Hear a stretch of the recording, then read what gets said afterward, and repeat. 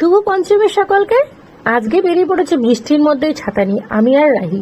একদম বাড়িতে মন বসছে না, কারণ পুজো মা চলে এসছে আর ছাতা নিয়ে তাই বেরিয়ে পড়লাম। প্রচন্ড বৃষ্টি নেমে গেছে, কি করব। তো একটা টোটো পেয়েছি, টোটো করেই চললাম।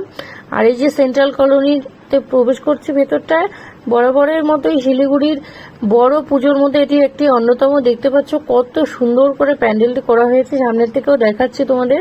আর জানো তো, ভেতরে গিয়ে যা দেখতে পেলাম একদমই অবাক। চলো মায়ের কাছে যাওয়া যাক।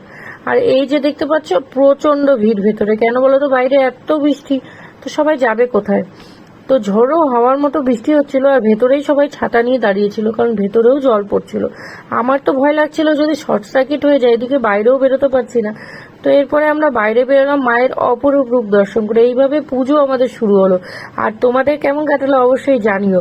ভালো লাগলে সাবস্ক্রাইব করো। দেখা হচ্ছে পরবর্তী ব্লগে। টাটা।